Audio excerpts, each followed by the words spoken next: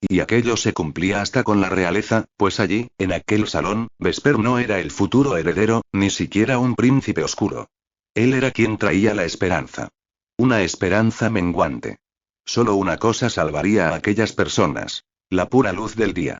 No solo comer las plantas que habían crecido gracias a ella, sino exponerse a los rayos del sol directamente para absorberlos, aunque fuera en pequeñas dosis y a través de ventanas o puertas abiertas. Con su sangre iluminada por el sol, podía darles lo que necesitaban, pero no era suficiente. Prácticamente nadie alzó la vista mientras paseaba por los caminos que había entre los catres, ya que muchos de los pacientes estaban tan enfermos que luchaban por respirar con normalidad, y tosían sin siquiera despertarse. Una mano pequeña emergió de debajo de una manta, agarró el pulgar de Vesper y le obligó a detenerse. Aquel tono tan pálido de piel contrastaba considerablemente con la tez morena del príncipe, como si fuera una capa de hielo sobre una cicuta. El tacto del niño ardía como el fuego. A Vesper se le encogió el corazón cuando se arrodilló al lado de su camastro. Buenos días, Nix. El príncipe pasó una mano por el pelo plateado del niño de 7 años con cariño, y se fijó en la mancha plateada y dorada que asomaba en su pecho, a través de la camiseta de su pijama. ¿Cómo estás hoy? Estaría mejor si Elsa dejara de hablar de la princesa. Desde la cama de al lado se oyó la voz de su hermana pequeña, afónica de tanto toser, pero con un tono cantarín lleno de inocencia. Pero si no he dicho nada. Tú hablas más que yo. Mentirosa. A mí solo me importa la bruja.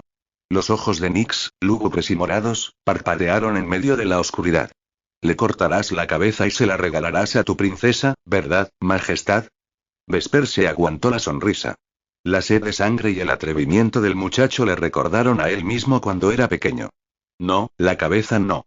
No tengo el material apropiado para envolver esos cuernos. Y un regalo para la princesa debe tener una presentación inmaculada. ¿Verdad que sí, Elsa? La niña soltó una risilla con los labios azules. Sí, Majestad. Especialmente para una princesa de luz de luna y música. ¿Así que no matarás a la bruja? Un tono de decepción salpicó la respuesta de Nix. ¿No es por eso por lo que vas al bosque encantado? Su madre, la cocinera, que había estado preparando menús para los festines que se aproximaban, había oído rumores de que Vesper cruzaría el desfiladero de la ceniza y se lo había explicado a sus hijos. Era una firme creyente de que los cotilleos eran mejor sustento que la comida. Sí, pretendo capturar a la bruja, contestó Vesper. Pero la princesa decidirá su destino. También quiero tomar la ruta del desfiladero para observar a los guardianes reales de la entrada.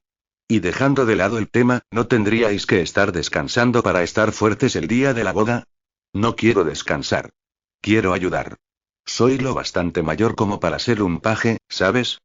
Nix enterró la cara en el cojín para amortiguar un ataque de tos. Vesper hizo una mueca y pasó la mano por el pecho del niño. Claro que sí, y cuando estés mejor, ya veremos qué podemos hacer al respecto. Pero primero tienes que ponerte fuerte y robusto para poder entrenar. Hasta los soldados necesitan descansar. Cuéntanos el cuento de los ciervos de la bruma y el principito, por favor. Y los labios diminutos de Elsa formaron unos pucheros imposibles de resistir. Luego nos quedaremos dormidos, Majestad. Lo prometo. De acuerdo, contestó Vesper. Pero ambos tenéis que estiraros sobre vuestros cojines y cerrar los ojos. Es mucho mejor imaginar su belleza de ese modo. Elsa sonrió. Los dos niños cerraron los ojos enmarcados con pestañas blancas y respiraron profundamente. Acto seguido, Vesper se sentó entre las dos camas y apoyó los codos en las rodillas. El príncipe era solo un niño cuando los vio por primera vez, dijo, y empezó a contar el cuento que había repetido una y otra vez a todos los niños del castillo y el cuento que se basaba en sus propios recuerdos. Emprendió el camino hacia la cueva Rigamort con su padre, el rey, para el ritual de unión que cada joven príncipe había llevado a cabo antes que él. Estaba nervioso por la interacción que supondría aquello, ya que muchos nerecedinos nunca tendrían la oportunidad de ver a aquellas criaturas, pues solo podían quienes utilizaban la cueva Rigamort y guardaban secretos en su interior. ¿Tenía miedo de fumar la pipa? Murmuró Nix medio dormido. Quizá un poco.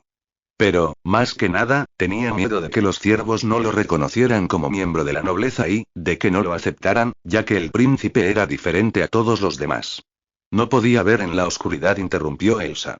Tenía el pelo de color negro como el hollín, y su piel brillaba como si fuera una campana de cobre, añadió, y se le marcaron aún más las venas azules cuando se sonrojó. Después, cerró los ojos con fuerza. Nix los abrió de golpe. Elsa, deja de interrumpir. Y además, sonrojarse es de cursis. Su hermana le respondió con un bufido.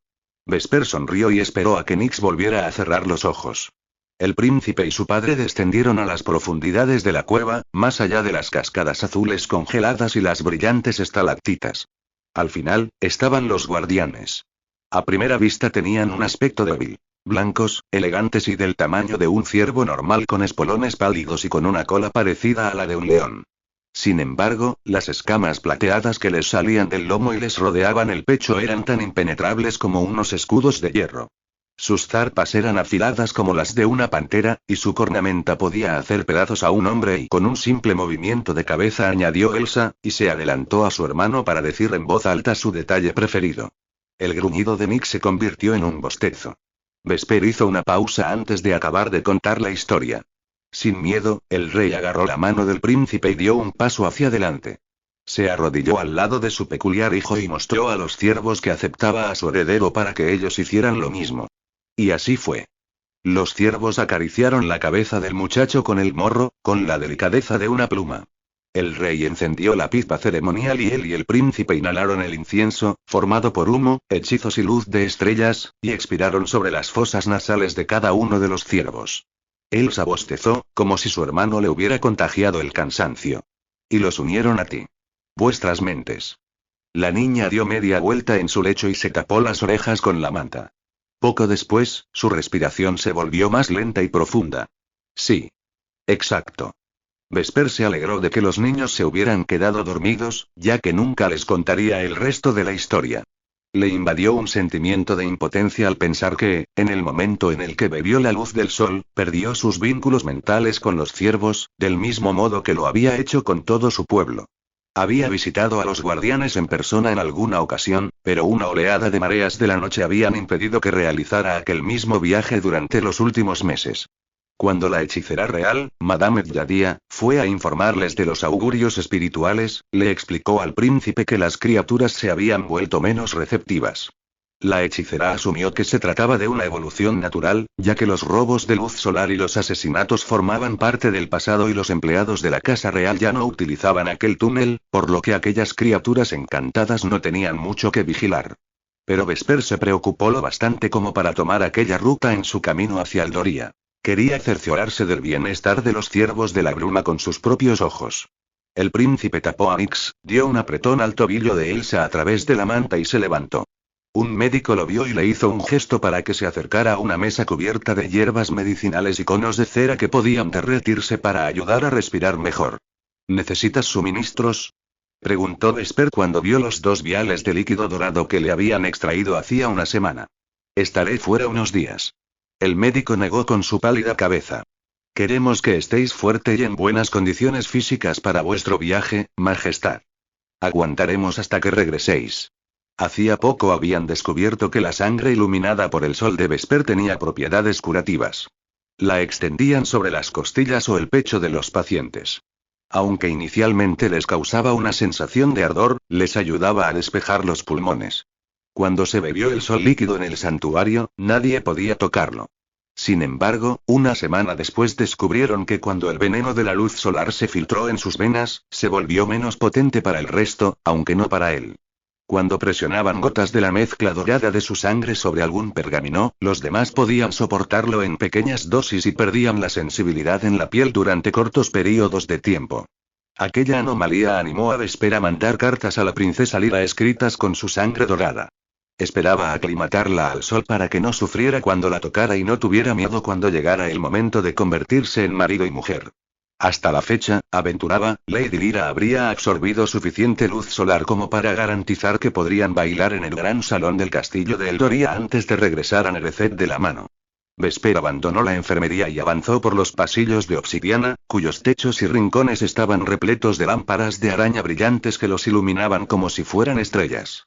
El ruido que hacían los ratones negros que se camuflaban en las paredes lo siguió mientras descendía las escaleras de caracol que llevaban hacia las celdas de las mazmorras. Solo había unas pocas ocupadas por prisioneros, y eran simples ladrones o vagabundos borrachos.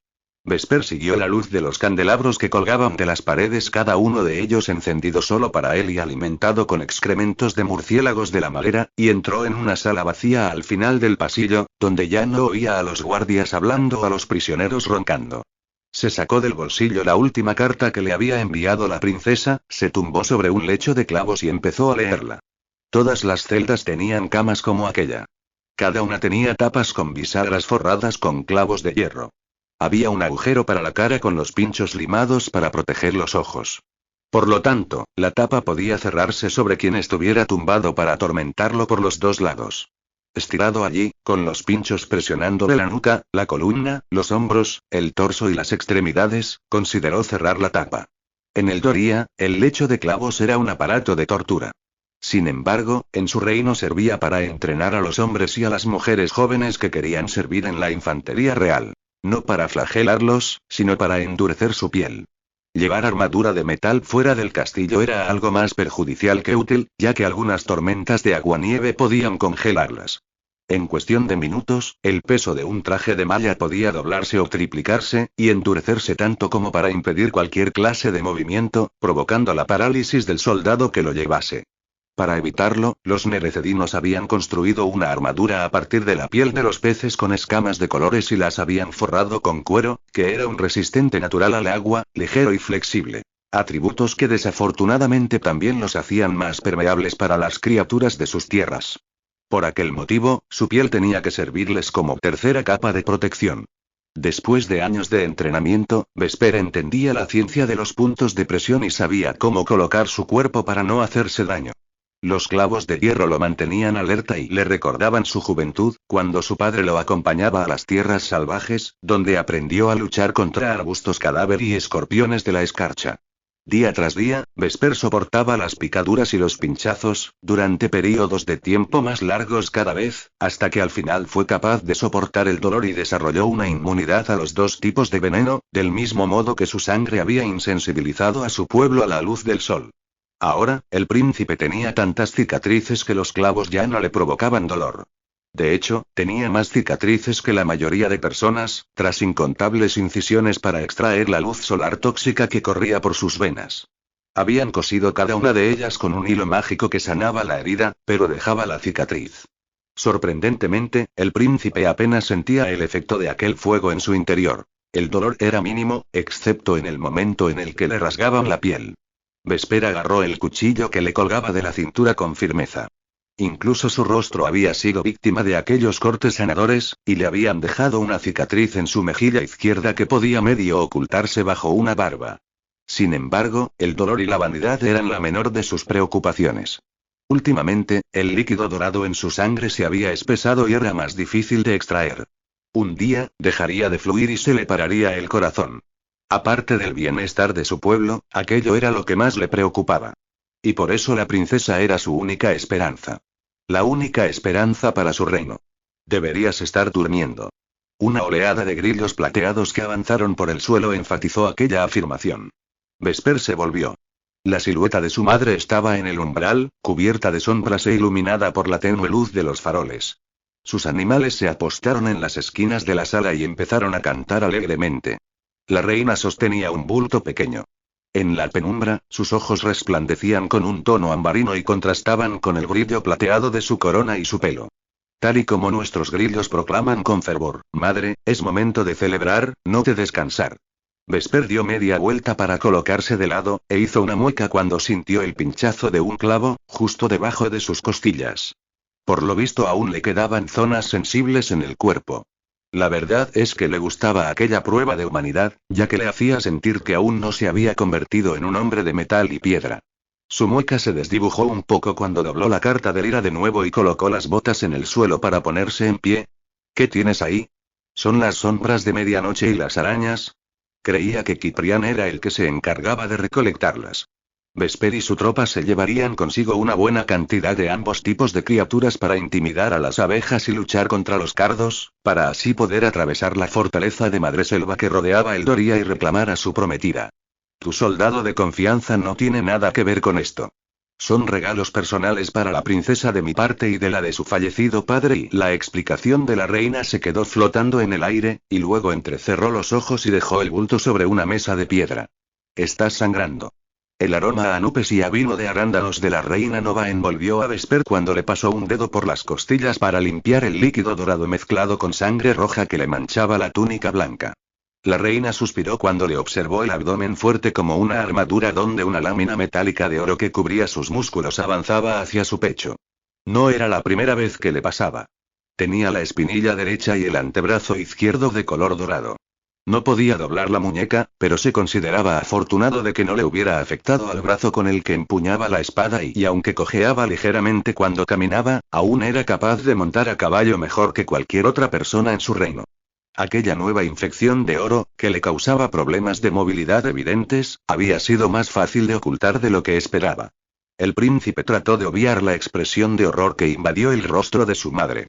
Tendríamos que tomarnos cada herida abierta como un buen presagio, ¿no crees? El día que deje de sangrar y no te atrevas a decirlo. La voz de la reina Nova se quebró. Está ahí, está tan cerca de tu corazón. Su pelo plateado le cubrió el rostro, como si fuera una cortina, tapando la luz ambarina que emitían sus ojos. Con aquel tono ligeramente violeta en su piel parecía como si le hubieran dado un puñetazo. Vesper le alzó la barbilla. A veces me pregunto qué harás en tu tiempo libre cuando no tengas que preocuparte por mí. Cuando mi sangre fluya con un rojo intenso y recupere mi cuerpo y mis fuerzas. ¿Has pensado en algún hobby? Quizá la caligrafía.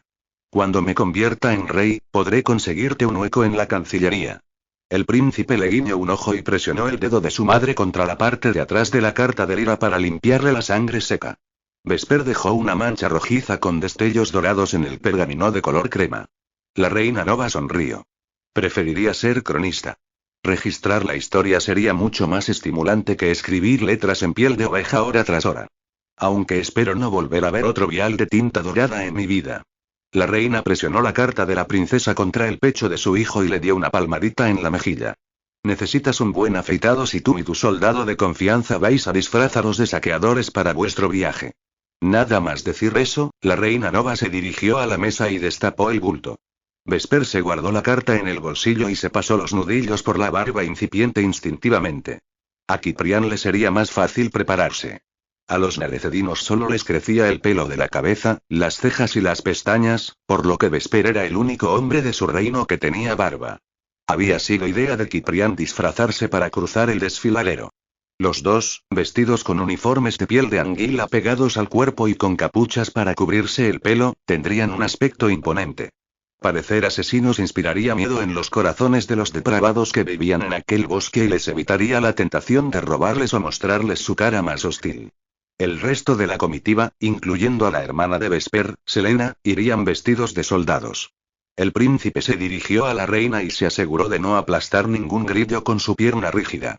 ¿Cómo has sabido dónde encontrarme? Le pregunté a Ciprián dónde estabas. Me dijo que tenías que reunirte con Madame Yadia, comentó, echando un vistazo por la habitación para buscar a la hechicera. El príncipe retomó la labor que su madre había empezado y deshizo el nudo de lana morada que rodeaba los regalos. Nuestras hechiceras han enviado a Tana a cumplir con unos recados.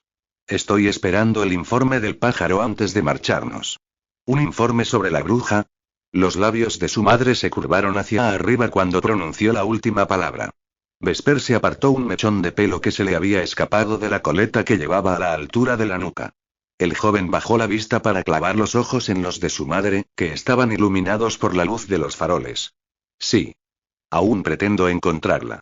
El príncipe resistió el impulso de utilizar su tono más imperial, que reservaba para los consejos militares o de política, porque odiaba sonar así cuando hablaba con su madre.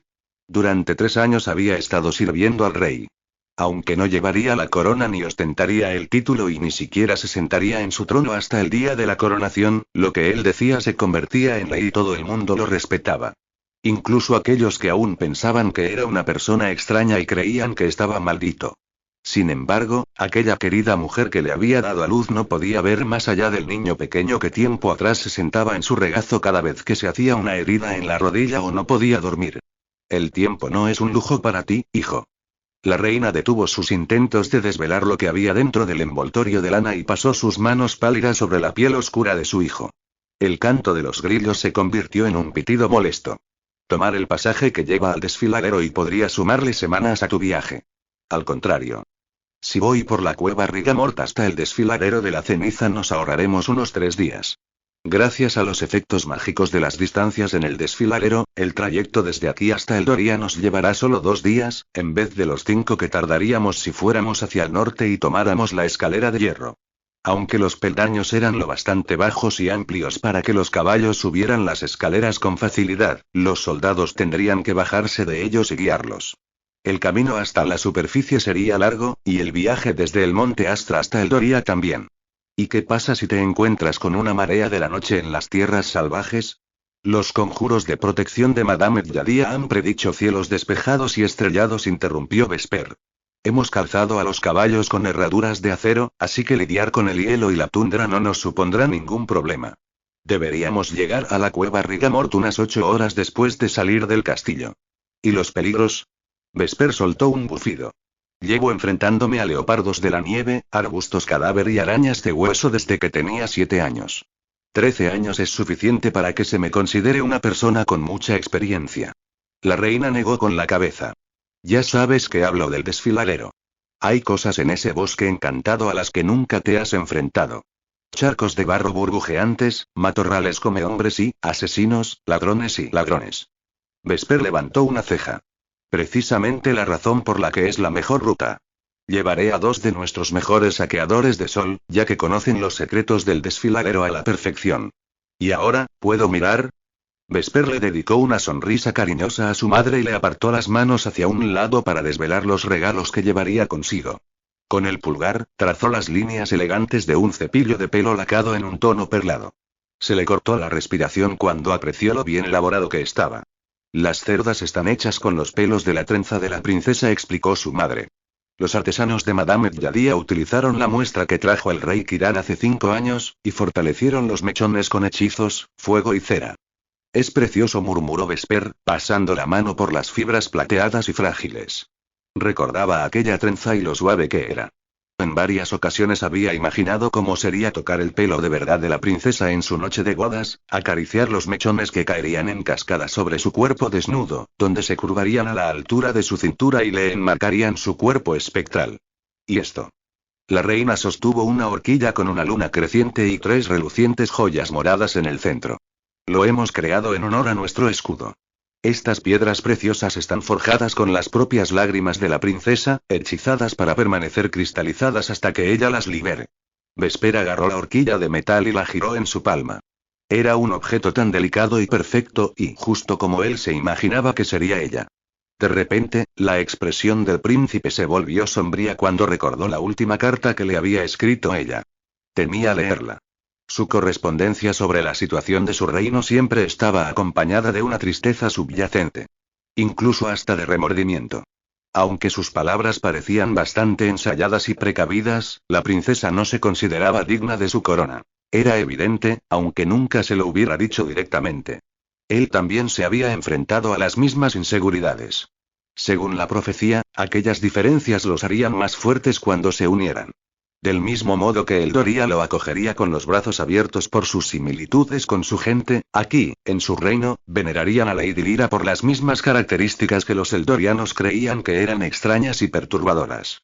Vespers moría de ganas de experimentar todo aquello a su lado, ya que así ninguno de los dos volvería a sentirse fuera de lugar nunca más.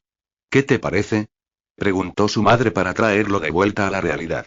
El príncipe colocó la horquilla al lado del cepillo de pelo, sobre la lana. Son perfectos. Se los entregaré cuando le dé el anillo de rosas de Panacea. Vesper nunca olvidaría que el rey Kiran mantuvo una flor con vida, y que la princesa de Eldoria la había sacrificado para ayudar al reino de la noche. Después de que aquella rosa floreciera y brotaran muchas más, Vesper arrancó una de un color lavanda intenso y le pidió a Madame Yadia que utilizara sus dones para encogerla y preservarla y así retener su aroma único. Ahora, la flor descansaba sobre una alianza de cobre opaco. Era un anillo de boda hecho para representar la belleza árida del mundo de Vesper en contraste con la exuberancia del de Lyra. Ahora que tienes estos regalos, añadió la reina, ¿abandonarás la caza de la bruja de una vez por todas? Estos presentes no le devolverán a Lady Lyra lo que ha echado de menos todos estos años. Debemos capturar a la bruja del tormento por haber forzado a su familia a esconderse en las mazmorras, y por matar a su padre y a su prima. Tiene que pagar por sus crímenes, y hemos de revertir el conjuro de locura que lanzó sobre el castillo. Pagar por sus crímenes. Eso suena de venganza. La reina Nova envolvió los objetos con la lana otra vez y frunció el ceño. Venganza noble. Vesper imitó la expresión de la reina y adoptó un gesto más imponente con sus cejas oscuras y espesas. He visto las trampas que llevarás contigo. Los cebos y los aparatos incendiarios no inspiran nobleza. La bruja del tormento es inmortal. Madame Yadia me ha asegurado que no podemos herirla o matarla. Vesper frunció el ceño aún más. Tienes que saber que nunca consideraría utilizar bolas de fuego u otra clase de trampas para atrapar a una mujer normal y corriente. Pero necesitamos utilizar medios más eficaces para atrapar a alguien que es invencible. Es esa invencibilidad lo que me preocupa. Tú quieres todo lo contrario. Ella solo es una contra mí y 9 de nuestros mejores soldados. Hemos de contenerla. ¿Cómo si no van a dejar mi prometida y la reina regente el reino en las manos del consejo y venir con nosotros a Nerecet para celebrar nuestra coronación conjunta y nuestro matrimonio sin temor alguno? Solo lo harán si capturamos a su atacante. Mi honor me obliga de devolverle el poder a la princesa. Ya ha pasado demasiado tiempo sin él. Tu honor te obliga a ayudarla. Toma el camino seguro de la escalera de hierro para viajar hasta Eldoria. Puede que tardes unos días más, pero te garantizará que llegues de una sola pieza. Envía a tus tropas a capturar a la bruja después de que te hayas curado y después de la boda. Vesper tensó la mandíbula. Notaba la frustración de su madre al no ser capaz de conectar con él mentalmente. Él también la compartía. La reina Nova negó con la cabeza. He visto la capa que le llevarás a la princesa. Tu hermana te acompañará para ser tu carabina, pero no le has ofrecido un vestuario igual de exagerado. Vesper había encargado que fabricaran una capa con capucha cosida con seda y cielo nocturno, bordada con escamas de peces y decorada con plumas de ruiseñor, piel y encaje de telaraña para cubrir a la princesa en su camino de vuelta al reino de la noche. Aunque la luna supondría un alivio para ella, su piel no estaba preparada para el terreno árido de Nerecet. Por sus cartas, sabía el miedo que le daban las espinas, las ortigas y las abejas. El príncipe solo esperaba que sus inquietudes no impidieran que las mascotas del castillo la aceptaran. Selena está acostumbrada a nuestra tierra, rebatió Vesper. Pero Lady Lyra, y ya has oído las historias. Ni siquiera puede sacar un brazo por la ventana sin quemarse la piel. No quiero ni imaginarme lo que podrían hacerle los matorrales. La profecía dice que tu prometida de las sombras será capaz de adaptarse a este mundo igual que tú. Me creo esas palabras. Quizás solo necesita que le den la oportunidad de demostrar su resistencia. No hay mejor lugar que Nerecet para ponerla a prueba. Nuestra tierra es para los valientes, y solo los que poseen un corazón salvaje pueden sobrevivir en ella. Aquellas fueron tus palabras. Querías envolverla en ramas y espinas antes de que perdiera, y la reina dejó la frase inacabada. ¿Antes de que perdiera qué, madre? Gruñó Vesper cuando su madre apartó la mirada. Durante 5 años has evitado hablar de aquella noche, del hecho de que me sienta incompleto desde el momento en el que me desperté en mi habitación después de tragarme la luz del sol. Tú y Yadia estabais a mi lado, en este castillo, pero me sentí como si hubiera estado flotando en otro lugar durante horas. Entonces, me invadió la sensación de que faltaba una parte de mí. Algo monumental. Era verdad, porque ya no podía conectar contigo, con mi hermana o con nadie mentalmente y, ya no podía tener conversaciones silenciosas contigo. Me aseguraste que lo que me faltaba era mi princesa, que ella lograría llenar el vacío que sentía en mi interior, pero sé que hay más. Cada noche tengo pesadillas por las que despierto empapado en sudor y que me dejan un sabor a humo en la boca y un aroma a fuego en la nariz. Me despierto desorientado, con la respiración acelerada, como si hubiera pasado horas corriendo sin descanso en algún sitio oscuro y luminoso a la vez. Sin embargo, cuando abro los ojos, sigo aquí, enredado entre mis sábanas. ¿Qué no recuerdo? ¿Por qué me lo estás ocultando? La reina se masajeó las sienes hasta que los nudillos de su piel pálida se le pusieron blancos. Nada. En cuanto la princesa apacigüe la llama del sol que arde en tu interior, tus pesadillas te abandonarán. El frufru de su vestido resonó por la sala cuando se dirigió hacia la mesa. Lady Lyra es igual de capaz que tú. Ten fe en ello. Es tu igual. Es a ti a quien necesita ver a los pies de las escaleras del castillo, no a la bruja. No creo que sea buena idea dejar a la bruja en libertad. La voz de Madame Yadia se extendió como un ronroneo por toda la celda de piedra, y los grillos se quedaron en silencio. La boda peligrará mientras ella ande suelta. Vesper observó atentamente sus alrededores. La hechicera había entrado sin que ninguno de los dos se diera cuenta. El joven entrecerró los ojos para penetrar la oscuridad hasta que por fin logró ver su sombra apoyada contra la pared, al lado de la cama de clavos. Su piel se camuflaba con la piedra grisácea. Madame Yadia tenía la habilidad de moverse sin caminar, de flotar como la bruma de la noche. Y, al descender de las quimeras originales unas criaturas camaleónicas, podía adoptar las características del entorno a su voluntad. Las túnicas de color marfil con bordados de encaje negro que siempre llevaba también estaban encantadas para imitar sus alrededores. ¿A qué te refieres?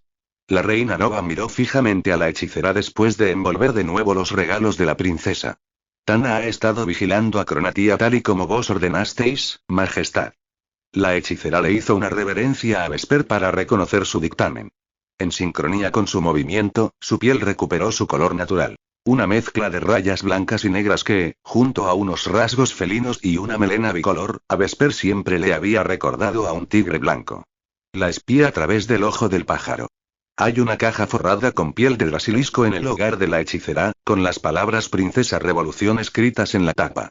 Vesper soltó una palabrota y dio un golpe en la mesa con su puño izquierdo. Su antebrazo dorado dañó el borde, y un trozo de la piedra cayó al suelo. El príncipe lo observó con la mandíbula tensa. Está organizando una revolución en contra de mi prometida. Como si no hubiera hecho bastante ya. Por lo que parece, a la bruja aún le queda caos por extender. Es algo muy típico de Cronatia. Interferir en algo sin importarle las consecuencias. Madame Yadia frunció el ceño. En medio de la frente tenía una cuenca rosa vacía que normalmente guardaba un tercer ojo, a menos que se lo sacara e hiciera un conjuro para unirlo al puñado de plumas blancas de un cuervo. La hechicera podía incluso depositar su mente en aquella repugnante criatura y utilizarla como su portavoz. Comprendo que es un proceso doloroso y difícil, pero, ¿podrías conversar con la bruja a través del pájaro? Sugirió la reina a la vez que Vesper pensaba en lo mismo. Nos daría una mejor idea de cómo enfrentarnos a ella. Ni siquiera tengo la voluntad de tratar de entablar una conversación con ella, porque sé que no me respondería con la verdad. Es una mentirosa consumada. Yadia frunció el ceño de nuevo y el agujero de su frente se hinchó, como si estuviera respirando. Cronatia le debe explicaciones a Eldoria, no a mí. La bruja debe responder por sus actos allí. Por lo tanto, deben llevarla hasta el castillo. Vesper aplastó el trozo de piedra roto con el talón de su bota. Notó que Yadia hablaba de la bruja con un tono de familiaridad tenso. Le había preguntado en más de una ocasión si la conocía, pero la hechicera siempre evitaba contestar e insistía en que lo que había pasado hacía siglos pertenecía al pasado, por lo que no podía cambiar el futuro. Él no estaba de acuerdo. Aprender de los errores del pasado era lo que hacía que el mañana fuera un lugar mejor. También vi una nota, continuó Yadia, arrugada en el puño de la bruja. Demasiado difícil de descifrar. El contenido puede resultar revelador. Las observaciones de Tana sugieren que la princesa de Eldoria está en peligro. Sus premoniciones nunca han fallado. La reina Nova se movió, inquieta, y la hechicera se volvió hacia ella, apretando sus labios oscuros mientras clavaba la mirada en sus ojos. Vesper, que se percató de la conversación silenciosa que estaban manteniendo, se colocó en medio para romper la conexión. Os dirigiréis a mí directamente y no hablaréis a espaldas de mi mente en mi presencia. Las dos. Su madre agachó la cabeza humildemente y Yadia se arrodilló ante él con la vista fija en el suelo. Majestad, estaba explicándole a nuestra reina que debéis seguir el camino del desfiladero de la ceniza a pesar de sus reservas. Aunque solo sea para visitar a los ciervos de la gruma. ¿Por qué? ¿De qué te has enterado? Preguntó Vesper. La hechicera alzó la vista, y la luz de los faros iluminó su tez y distorsionó sus pupilas rasgadas, que adoptaron unas proporciones perturbadoras. Durante el vuelo de Tana, a través de la cueva Rigamor, observé cornamentas apiladas en el suelo sobre charcos de sangre azul y plateada. Algunos miembros de la manada parecían estar enfermos y tenían un aspecto muy débil. Debemos determinar qué ha sucedido, por si existe la posibilidad de que, sea lo que sea, algo esté infectando nuestro mundo con enfermedades que ninguna princesa logrará curar. 12. Monstruos y hombres. Nerezet, enterrado profundamente bajo la tierra, tenía un terreno claustrofóbico. El cielo mágico e iluminado por la luna emergía de unas enormes dunas de hielo, y dejaba un valle vasto que era tan grande y amplio como el desfiladero de la ceniza, que estaba cientos de kilómetros hacia arriba. Como solo disponían de 2 túneles que conectaban con el reino del día, era fácil sentirse como atrapado en una bola de nieve. Aunque, a diferencia de aquel juguete para niños pequeños, no había nada que inspirase seguridad o ligereza en aquella tierra árida. La pared de obsidiana de la parte trasera del castillo descansaba contra un terraplén de tierra y hielo. El ala norte, sur y este del castillo, junto con el territorio colonizado por Nerezet, estaban rodeados por el Grim, un bosque espinoso que se alzaba como una fortaleza imponente alrededor del castillo, las casas de piedra y el arboreto de Nuncanoche. Antes de atravesarlo, el príncipe Vesper y su comitiva vistieron a sus caballos con telas hechas de la misma piel de pez endurecida que la armadura del ejército real, para protegerlos de la maleza puntiaguda y estática. Una vez cruzaron el Grim, retiraron las telas de piel de pez de sus caballos para cruzar las tierras yermas y llegar a la cueva Rigamort. Aquella noche el aroma a nieve flotaba por el aire. Los cielos estrellados estaban completamente despejados por encima de los árboles sin hojas y con espinas que rodeaban el camino. Y el viento soplaba con un aire tan amargo que ni siquiera los leopardos de la nieve osaban salir de sus guaridas.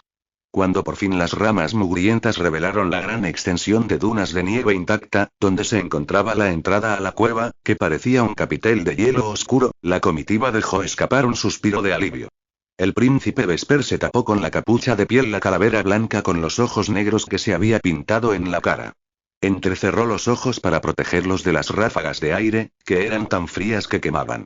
Junto al príncipe, la comitiva estaba formada por 10 personas. El capitán Ciprián Nocturne, la princesa Selena, los saqueadores de Sol, Alger y Dolin, el equipo de seguimiento, que eran marido y mujer, Leo y Luna, y 3 de sus mejores soldados, Tibalt, Uriquitea, que también se encargaban de transportar las jaulas de grajillas que habían llevado con ellos por si necesitaban enviar alguna misiva. Vesper hubiera preferido encabezar la procesión, y en el reino del día lo haría, pero como no poseía visión nocturna, le había dejado aquel privilegio a su capitán. Selena iba detrás de Ciprián junto a Nisa, su perra de color centeno, que estaba acurrucada entre el lomo del caballo y la silla de montar. En tercer lugar, Vespero vigilaba atentamente las sombras de los abetos, los matorrales y los árboles. Las patas de los caballos removían la nieve y aquello dificultaba aún más la visibilidad, pero el príncipe utilizó los rayos de luna que se colaban entre las ramas para guiarse y localizar algún movimiento inusual. El terreno de su mundo, hecho de la misma magia rota que había proporcionado al reino del día charcos come hombres en el desfiladero de la ceniza, le había dado a Nerezet sus propios monstruos formados a partir de los huesos de cualquier humanoide que hubiera muerto en soledad en el Grim. Sus esqueletos se deshacían de la carne, la sangre y las extremidades, como si fueran serpientes mudando la piel, y echaban raíces en el suelo congelado. Cuando volvían a brotar, se convertían en depredadores carnívoros blancos que parecían columnas vertebrales de humanos, y variaban en su tamaño, ya que podían ser pequeños como una víbora o grandes como una morena. Los arbustos cadáver escondidos bajo la nieve estaban sintonizados con las vibraciones de la superficie, del mismo modo que una araña lo está con el movimiento de su tela. Si había más de uno cerca, atacaban en grupo. Eran pacientes y se ocultaban en la oscuridad, preparados para atrapar a cualquier hombre, mujer o bestia que cruzara su territorio y alimentarse de la médula ósea, que tiempo atrás les había dado vida. Los caballos no podían detectarlos porque no emitían ninguna clase de aroma, por lo que un arbusto podía salir disparado de entre la nieve y atacar al corcel y al jinete sin previo aviso. Vesper acarició el cuello de su montura, que era del mismo color que la vinca pervinca bajo la luz tenue de la luna, y se inclinó hacia adelante para susurrarle algo al oído. No pasa nada, Lante. No tenemos por qué temer a los arbustos cadáver esta noche. ¿Puedes informar a los demás, por favor? Vesper señaló a su hermana y a su yegua violeta y plateada. Lante relinchó y movió la cabeza para hacerse el remilgado. Venga, todo el mundo sabe que eres muy dulce con ella. La oreja de Lante se inclinó hacia atrás para capturar el aliento de su amo. Para prepararse para el viaje, Vesper había actualizado el censo y se había percatado de que nadie de su reino había muerto o había desaparecido en la tundra. Como precaución extra, había ordenado que limpiaran la ruta que seguirían con la ayuda de herramientas especiales, compuestas por 5 cuchillas grandes y curvadas como guadañas atadas a un palo de madera. Las clavaban en la nieve para tentar a las criaturas hambrientas a atacar y poder cortarlas de cuajo y destruir sus raíces. No habían encontrado ninguna. Sin embargo, Vesper solo se había permitido relajarse después de que Ciprián guiara la procesión hacia el claro que se extendía ante ellos como un valle blanco entre dos bancos de nieve, donde la luz de la luna brillaba con fuerza. Ciprián detuvo el caballo y le hizo un gesto al príncipe en lenguaje de signos. ¿Es seguro desmontar? Vesper asintió. Como los caballos estaban cargados de material y de sus equipajes, harían el resto del trayecto a pie y los guiarían hacia la entrada y a través de la cueva hasta llegar al túnel. Vesper se señaló los ojos con dos dedos y luego los apuntó hacia sus alrededores. Estad alerta. 5 años antes, cuando Vesper perdió la habilidad de conectar mentalmente con los demás, decidió encontrar otro modo de comunicarse en silencio, para ser capaz de atravesar las colinas y los bancos nevados sin causar avalanchas. En una de sus cartas, Lady Lyra había mencionado que el primer ministro estaba enseñándole el lenguaje de los signos, un idioma que ambos reinos solían utilizar siglos atrás. Vesper le ordenó a su literato real que encontrara documentos al respecto para aprender a hablarlo. Aunque desde entonces la princesa admitió que no tenía mucha paciencia para aprenderlo, Vesper continuó estudiando los pergaminos de aquel idioma antiguo y se aseguró de que todo el mundo de la corte de Nerecet y de las fuerzas militares lo aprendiera. Mi botella está goteando, comunicó Selena mientras seguía encima de su montura. La joven se inclinó para rebuscar en su equipaje, donde el agua estaba oscureciendo el cuero. Su larga trenza cayó hacia un lado, junto al lomo de su caballo, amanecer, y los colores resultaron ser tan similares que se fundieron. Vesper pilló a Ciprián observando a su hermana bajo sus pestañas pálidas. La calavera pintada en la cara de su amigo apenas lograba esconder la expresión amorosa y tierna en su rostro. Sin embargo, de algún modo, Selena nunca se había percatado de ello. El príncipe se preguntaba si algún día su amigo sería lo bastante valiente como para declararle sus sentimientos. Vesper se preparó para bajar del caballo, pero vaciló cuando notó movimiento al lado de la pata izquierda de Amanecer. Nisa irguió las orejas y empezó a ladrar, y las grajillas revolotearon en sus jaulas. El perro salió disparado antes de que a Selena le diera tiempo a sujetarlo. Un tentáculo besudo y pálido apareció entre la nieve y una bruma blanca se extendió por el aire. Nisa se abalanzó sobre él. Selena guió a Amanecer hacia un lugar seguro mientras silbaba para llamar a su perro. La planta se desenroscó hasta alcanzar el tamaño de una boa constrictor y meneó el aguijón que tenía en el extremo de su cuerpo para atrapar la cola peluda de Nisa. El perro gimió y desapareció entre la nieve después de dejar marcas de arañazos en la superficie del terreno. Los 10 caballos relincharon, se alteraron, con las orejas hacia atrás, y empezaron a alejarse mientras sus jinetes trataban de calmarlos. Vesper se deshizo de su capa de piel y se bajó delante para abalanzarse sobre el tentáculo que estaba retirándose entre la nieve. El príncipe cayó al suelo con un golpe metálico que resonó en su interior. Selena se apoyó de rodillas para no perder el equilibrio. Vesper avanzó a toda prisa entre la nieve y metió el brazo en el lugar por donde había desaparecido Nisa. El príncipe se sentó a horcajadas sobre el tentáculo y logró sacar la bola de pelo que aún estaba gimiendo. El perro se mordió la cola, tratando de deshacerse por completo de la rama que lo había engullido. Vesper tenía dificultades para sujetarlo mientras el resto de su comitiva se bajaba de sus monturas. En mitad de todo aquel caos silencioso, Vesper sintió, en lugar de oír, los gritos mentales que estaban intercambiándose Ciprián y los demás. El príncipe golpeó la rama, y las espinas penetraron sus guantes y se le clavaron en la piel. Sus movimientos rápidos captaron la atención del depredador, que dejó escapar al perro, empujó a Vesper para desequilibrarlo y se abalanzó sobre él. El príncipe bloqueó la rama cubriéndose el rostro con el brazo izquierdo, y el tentáculo se enredó en su antebrazo. Las espinas le penetraron el uniforme de piel de anguila, pero no lograron hacer lo mismo con su antebrazo de oro. Vesper se puso de rodillas y movió el brazo rápidamente para tirar de la rama y utilizar su extremidad dorada como palanca. Los saqueadores de sol contuvieron a los caballos mientras Ciprián y el resto de soldados se abalanzaban sobre el tentáculo con sus palas. Empezaron a cavar en la nieve hasta que encontraron las raíces de la planta en la tierra congelada. Selena la cortó con un hacha, hasta que la rama cayó a un lado y soltó al príncipe. El tentáculo se retorció en busca de una nueva víctima.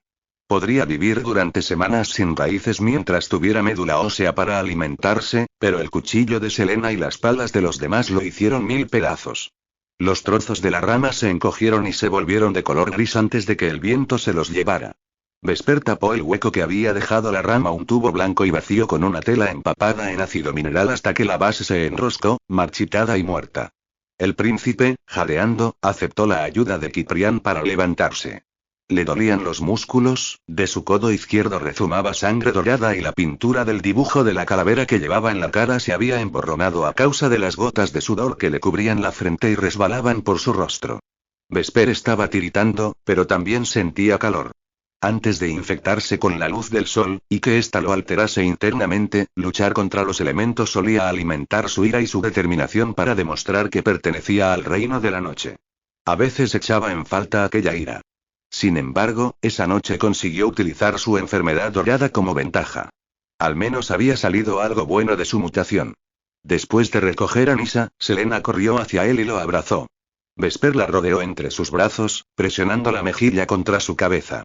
Casi nunca mostraban su afecto en público. Selena siempre mantenía una distancia respetuosa y cumplía las normas cuando estaba en presencia de la corte o del consejo. Pero allí, entre amigos, Vesper agradecía que se hubiera saltado las reglas.